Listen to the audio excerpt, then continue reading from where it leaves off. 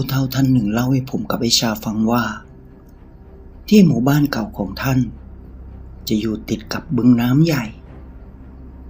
ที่อยู่ติดกับภูเขาลูกใหญ่ลูกหนึ่งแม่น้ำนี้อุดมสมบูรณ์มากครับปูปลาชาวบ้านผู้คนลงไปหามีกินมีขายกันไม่ได้ขาดครับมีครอบครัวอยู่ครอบครัวหนึ่งยากจนข้นแค้นมีลูกสาว2 คนคนโตชื่อศรีสมรครับแต่ลูกสาวคนเล็กของพวกเขาเกิดมาได้ไม่ถึง7 วันก็เสียชีวิตตายไปเพราะป่วยไข้ครับศรีสมรจะเป็นคนไม่ค่อยพูดเวลาพูดเขาก็จะพูดอยู่คนเดียวจนคนแถวนั้นคิดว่าเธอเสียสติไม่ค่อยดีแต่ศรีสมรเธอเป็นหญิงสาวที่สวยมากครับขยันการงานเช้าเย็นเธอจะต้องทำงานไปหาบน้ำที่บึงใหญ่ใกล้ๆบ้านของเธอเอามาไว้ใช้ไว้อาบไว้กินเป็นประจำครับและเวลาที่เธอไปหาบน้ำที่บึงเธอก็จะหยิบเอากล้วยสุกหรือผลไม้ที่มีติดมือไปด้วยครับพอพ่อแม่ถามเธอก็บอกว่าเธอเอาไปกินเองตอนเหนื่อยและหิวครับเวลาที่ศรีสมรเอาข้าวผักปลาไปแลกของใช้ของจำเป็นที่ตลาดของหมู่บ้านก็มักจะถูกหนุ่มๆสาวๆรุ่นราวคราวเดียวกันล้อเลียนเธออยู่เป็นประจำว่าศรีสมรนอนเดี่ยวเพราะเพื่อนๆที่รุ่นราวคราวเดียวกันกับเธอมีครอบมีครัวมีคู่ชูชื่นกันหมดครับแถมมีบางคนจ้วงจาบเธอว่ามาเป็นเมียน้อยพี่ไหมสวยแบบนี้สติไม่ดีก็ไม่ว่าแล้วพวกเขาก็หัวเราะเยาะเย้ยเธออยากสนุกสนานแต่เธอก็ทำเป็นไม่สนใจครับแม้กระทั่งพ่อกับแม่ของเธอเวลาเดินผ่านชาวบ้านบางคนก็จะกระแนะกระแหนพ่อแม่ของเธอว่ามีลูกสาวกับเขาอยู่คนเดียวก็ไม่สมประกอบสวยซับเปล่าว่างๆให้ไปทำบุญทำทานให้มากอีศรีสมรจะได้มีผัวกับเขาสักทีแต่คิดว่าชาตินี้คงจะไม่มีซะมากกว่า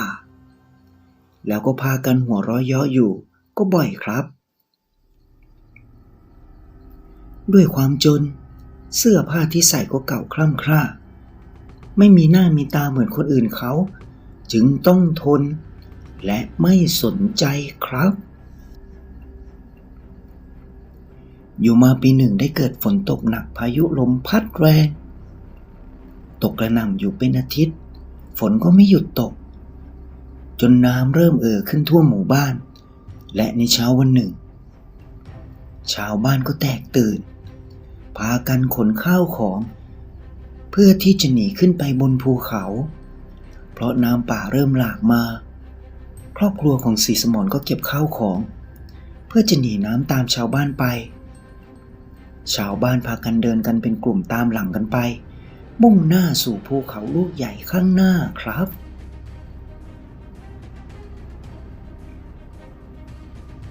แต่ทุกคนเดินไปได้ยังไม่ถึงครึ่งทางก็มีเสียงคลื่นโครมสนั่นหวั่นไหวดังมาจากทางด้านหลังของทุกคนเมื่อทุกคนหันกลับไปมองก็ต้องหนาวสะท้านไปทั้งตัวทำอะไรไม่ถูกเพราะทุกคนเห็นคลื่นน้ำดำมะเมื่อมม้วนตัวมาทางพวกเขาอย่างรวดเร็วครับใช่แล้วครับมวลน้ำป่ามหาศาลกำลังไหลมาที่กลุ่มของชาวบ้านห่างออกไปไม่ถึงโลครับชาวบ้านทุกคนทำอะไรไม่ถูกจะวิ่งหนีขึ้นเขาไปก็คงไม่ทันขึ้นต้นไม้ก็คงไม่รอดแต่ละครอบครัวเริ่มหมดหวังว่าจะรอดชีวิตได้อย่างไรแต่แล้วเมื่อมวลน้ำเข้ามาใกล้ประมาณ500 เมตรศรีสมรก็วิ่งออกมาทางมวลน้ำที่ไหลทะลักมาอย่างบ้าคลั่งนั้นแล้วก็ตะโกนขึ้นสุดเสียงว่านาคี เมื่อเธอร้องจบสิ่งที่ทำให้ทุกคนต้องหนาวสะท้านมากกว่าเห็นมวลน้ำป่าที่กำลังไหลบ่ามาจนแทบจะเป็นลมสิ้นสติก็คือในบึงน้ำใหญ่ติดกับหมู่บ้านเกิดเสียงดังน้ำหมุนวนกระเพื่อมอย่างแรงสิ่งที่โผล่ขึ้นมาจากบึงน้ำใหญ่คืองูใหญ่สีดำตาแดงก่ำงอนสีแดงตัวใหญ่มหึมาอย่างที่ทุกคนคาดไม่ถึงเลยครับหลายคนอุทานออกไปว่าพญานาคเมื่อชูหัวโผล่พ้นน้ำขึ้นมาก็เลื้อยมาขวางกั้นน้ำป่านั้นไว้ขดเป็นวงมาทางชาวบ้านน้ำป่าปะทะเข้ากับตัวพญานาคยักษ์ประหลาดที่โผล่ขึ้นมาแล้วไหลย้อนลงไปทางใต้จนหมดสิ้นครับชาวบ้านยืนตกตะลึงบางคนถึงกับเข่าอ่อนนั่งคุกเข่าลงพนมมือขึ้นอย่างลืมตัวพญานาคตัวใหญ่สีดำงอนแดงเมื่อน้ำไหลไปหมดแล้วก็เลื้อยม้วนตัวกลับไปทางบึงใหญ่แต่ก่อนจะไปได้หันหน้ามามองที่สีสมรสักครู่แล้วก็เลื้อยลงบึงใหญ่ไปอย่างรวดเร็วจนน้ำแตกกระสานซ่านเซนเป็นละลอกคลื่นไปทั่วทั้งบึงเลยครับเหตุการณ์นั้นเป็นที่เรื่องลือไปทั่วหมู่บ้านพวกเขาไม่ได้เห็นบุญคุณของสีสมรเลยครับบางกลุ่มก็บอกว่า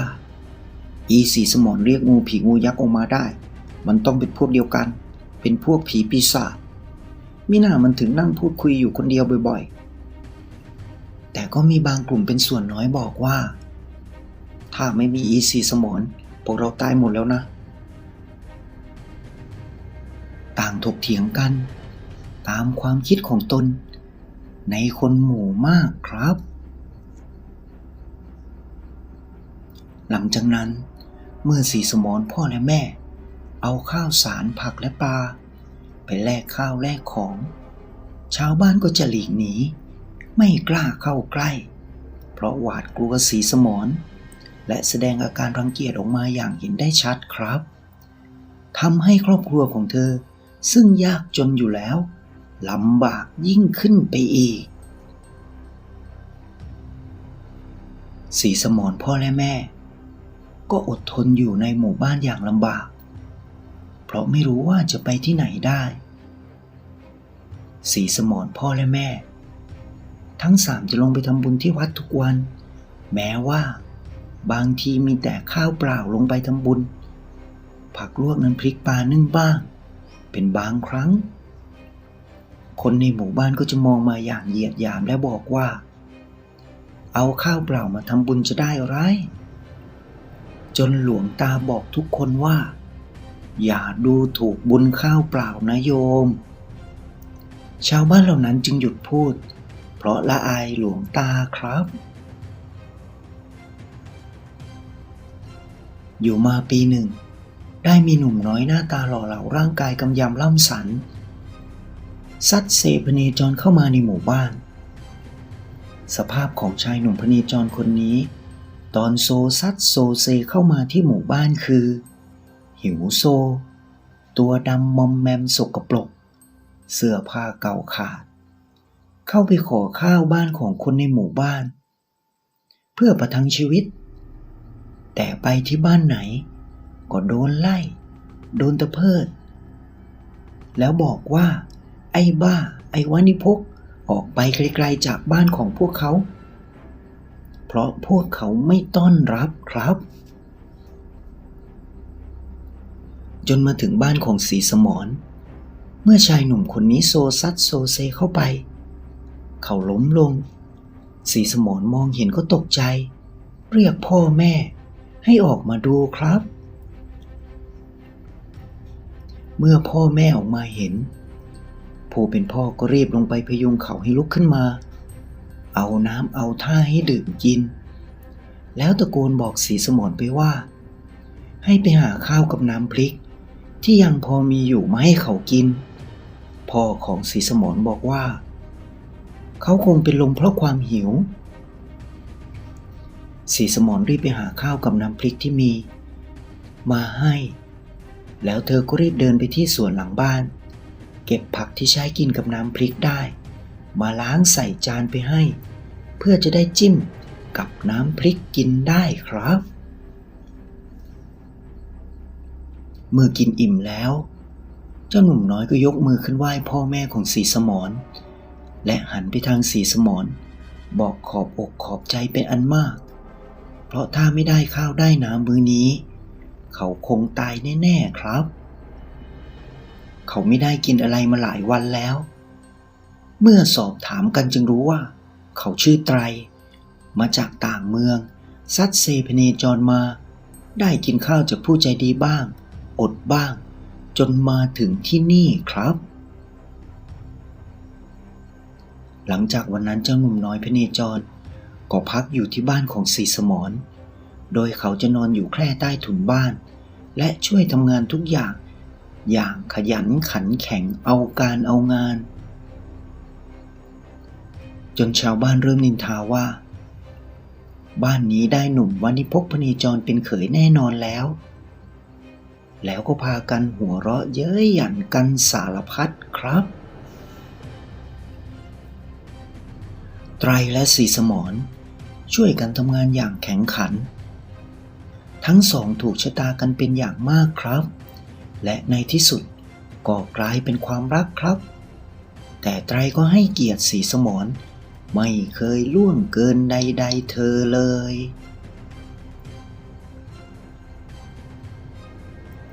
อยู่มาวันหนึ่งไตรก็บอกว่าจะต้องกลับบ้านและจะจัดขบวนขันหมากมาสู่ขอศรีสมรพ่อแม่ของศรีสมรยิ้มแล้วก็อวยพรให้ไตรเดินทางอย่างปลอดภัยครับทั้งที่ในใจเขาคิดว่าเขาจะเอาอะไรมาสู่ขอเพราะจากสภาพที่เห็น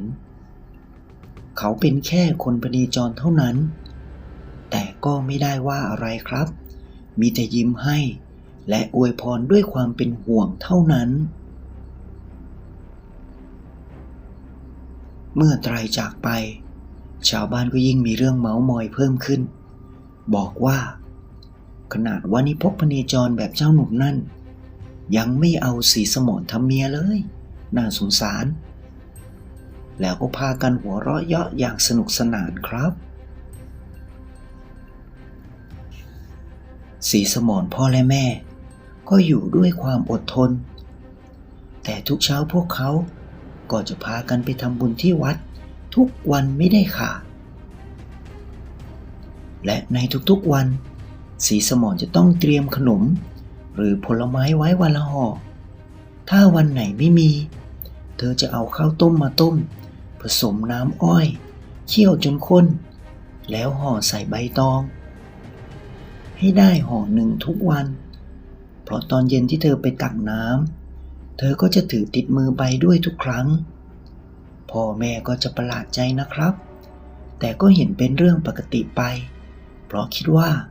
ลูกสาวของตนคงเอาไปกินเองครับเวลาล่วงเลยผ่านไปนานเป็นเดือนกว่าศรีสมรและพ่อแม่ก็ไม่ได้ข่าวของไตรเลยทั้งสามก็พูดถึงไตรด้วยความเป็นห่วงมากกว่าอย่างอื่นแต่ชาวบ้านที่เดินผ่านหรือเจอหน้าก็จะทำท่าถามหาไตรแบบเยาะเย้ยหยันมากกว่าอย่างอื่นครับ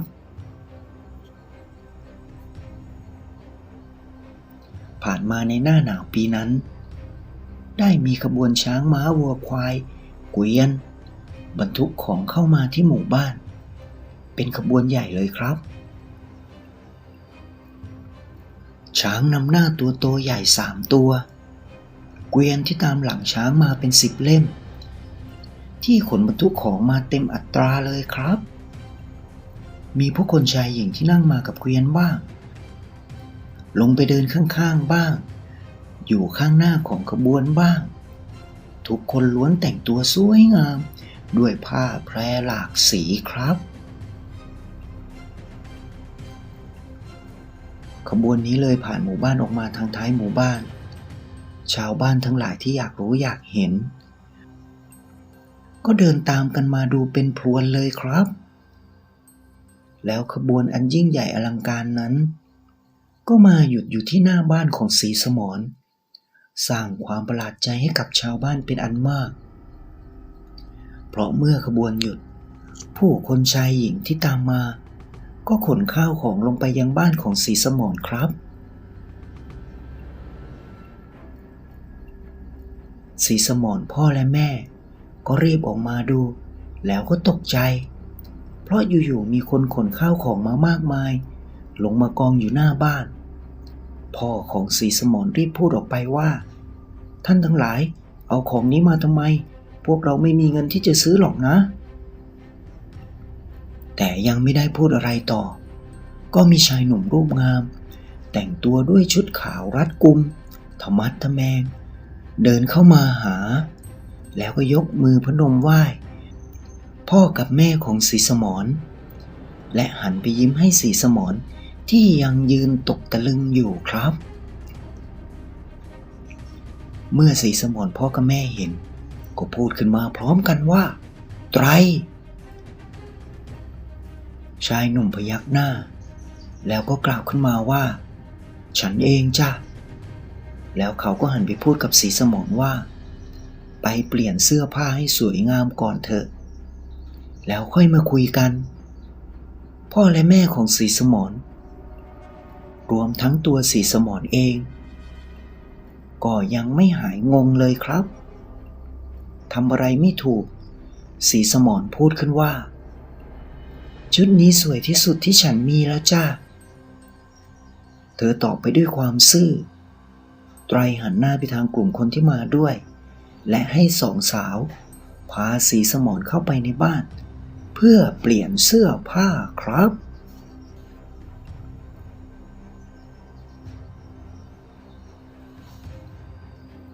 ชาวบ้านเมื่อรู้ว่าเป็นไตรหนุ่มวะในภพพเนจรที่พวกเขาขับไล่ใส่ศพก็นิ่งอึ้งงงงันแต่เมื่อเห็นศรีสมรออกมาในชุดสีแดงสวยงามก็ยิ่งตกตะลึงไปใหญ่ในความงามของศรีสมรครับ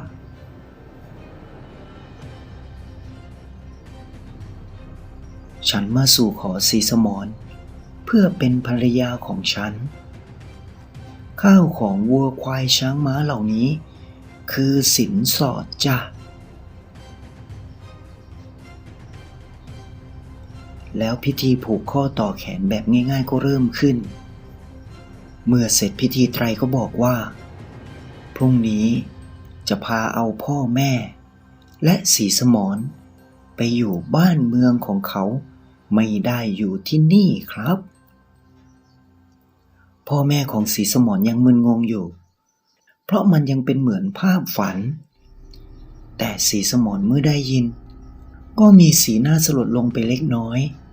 แล้วเธอก็พูดขึ้นว่าถ้าอย่างนั้นเย็นนี้จะพาไตรไปรู้จักกับคนคนหนึ่งที่บึงใหญ่ไตรมองหน้าเธอแล้วก็พยักหน้าอย่างว่าง่ายครับเมื่อถึงตอนเย็นย่ำศรีสมรก็หยิบเอาผลไม้และขนมหวานที่วันนี้มีอยู่มากมายใส่ตะกร้าเดินเคียงคู่ไปกับไตรหนุ่มรูปงามที่เหตุการณ์วันนี้ทำให้ชาวบ้านโจษขานกันไปทั่วทั้งอิจฉาริษยากันก็มีมากยินดีด้วยก็มีเป็นส่วนน้อยครับเมื่อไปถึงบึงน้ำใหญ่ศรีสมรก็เรียกออกมาเบาๆว่านาคีนาคีพี่มาแล้วไม่นานบึงน้ำก็เริ่มกระเพื่อมน้อยๆทั่วทั้งบึงแล้วก็ปรากฏหงอนสีแดงเริ่มโผล่ขึ้นมาเหนือน้ำและไม่นานก็มีหัวใหญ่โตของพญานาคตัวสีดำโผล่ขึ้นมาเหนือน้ำมองซ้ายมองขวาเหมือนกลัวว่าจะมีคนเห็นเลยครับหัวอันใหญ่โตนั้นโผล่ขึ้นเหนือน้ำ2-3 เมตรได้แล้วก็ค่อยๆล่องลอยมาทางศรีสมรช้าๆ รมองดูด้วยความตกตะลึงประหลาดใจแล้วก็กล่าวออกมาเบาๆว่าพญานาคเมื่อเข้ามาใกล้ๆศรีสมรแล้วร่างพญานาคใหญ่โตก็กลายเป็นหญิงสาวในชุดสีดำแถบแดงหน้าตาสวยงามแต่ก็แปลกตรงที่ว่าหน้าตาของเธอละไม้คล้ายกับศรีสมรมากเลยครับเมื่อนางนาคีในร่างมนุษย์เดินขึ้นมาจากน้ำก็โผล่เข้าไปกอดศรีสมรไว้อย่างรักใคร่สนิทศรีสมรยื่นตะกร้าผลไม้และขนมให้ยิ้มแล้วก็พูดขึ้นว่านี่คือไตรสามีของพี่เพิ่งผูกข้อต่อแขนกันวันนี้และพี่จะมาลานาคีเพราะพรุ่งนี้พี่ต้องไปอยู่กับไตรที่เมืองไกลนาคีเข้ามากอดศรีสมรแล้วก็พูดว่าไปเถอะจ้าขอให้พี่โชคดีนะจ๊ะเมื่อพี่ไม่อยู่ฉันก็จะไปตามทางของนาคีที่จะไปฉันจะไม่อยู่ที่นี่อีกพูดจบเธอก็หันไปทางไตรแล้วก็พูดว่าฝากพี่สาวของฉันด้วยนะจ๊ะไตรพยักหน้ารับครับศรีสมรพูดคุยล่ำลากันนานพอสมควรพอได้เวลาสองสาวก็กอดกันร้องไห้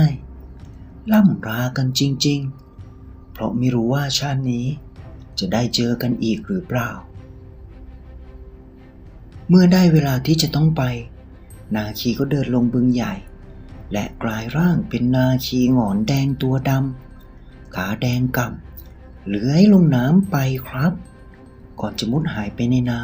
ำก็ชูคออ้าปากแลบลิ้นแปลกๆมองมาที่ศรีสมรอีกศรีสมรร้องไห้แล้วก็ร้องตะโกนไปว่าลาก่อนนาคีรักษาตัวให้ดีนะแล้วนาคีตัวใหญ่ก็ดำน้ำหายลับลงไปทันทีครับเวลาผ่านไปเนิ่นนานหลายปีที่หมู่บ้านติดกับบึงใหญ่นั้นตอนนี้พอหน้าแล้งน้ำก็จะเหือดแห้งลงทุกปีทำให้ชาวบ้านอยู่กันแบบแร้นแค้นไม่อุดมสมบูรณ์เหมือนตอนที่ครอบครัวของศรีสมรอยู่ที่นี่ครับชาวบ้านหลายคนเริ่มบ่นหาครอบครัวนี้และสำนึกผิดที่ไม่เคยช่วยเหลือหรือสร้างความดีกับครอบครัวนี้เลยแต่ก็ได้แต่คิดเพราะมันผ่านไปแล้วเอาคืนมาไม่ได้ครับส่วนศรีสมรกับไตรเมื่อมาถึงบ้านเมืองของไตรศรีสมรพ่อและแม่จึงได้รู้ว่าไตรคือลูกชายของขหบดีใหญ่ที่เมืองอีกฝั่งของแม่น้ำโขงครับตอนนี้ศรีสมรมีลูกชาย2 คนลูกสาวอีก2 คนทุกคนหน้าตาน่ารักน่าเอ็นดูพูดง่ายเลี้ยงง่าย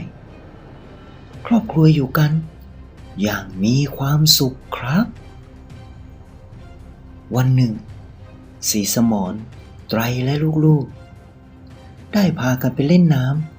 ำที่ริมแม่น้ำโขงช่วงคดเคี้ยวเป็นคุ้งน้ำใหญ่ป่าไม้รอบข้างขึ้นหนาทึบเขียวชอุ่มขณะที่ทุกคนกำลังเล่นน้ำอยู่ก็ปรากฏมีละลอกน้ำคลื่นใหญ่ไหลเข้ากระทบฝั่งและตรงเวิ้งน้ำข้างหน้าก็หมุนวนดูน่ากลัว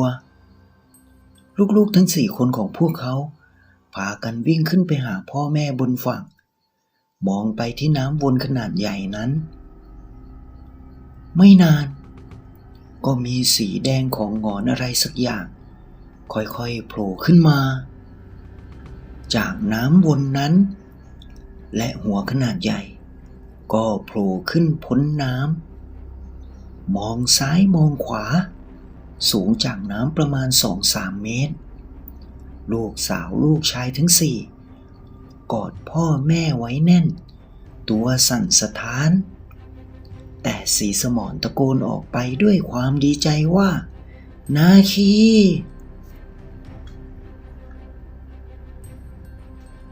ท่านผู้เฒ่าเล่าว่าน้องสาวของศรีสมรที่ตายไปแล้วไปเกิดเป็นพญานาคครับเธอจะขึ้นมาเล่นมาพูดคุยอยู่กับพี่สาวเป็นบางเวลาแต่คนอื่นมองไม่เห็น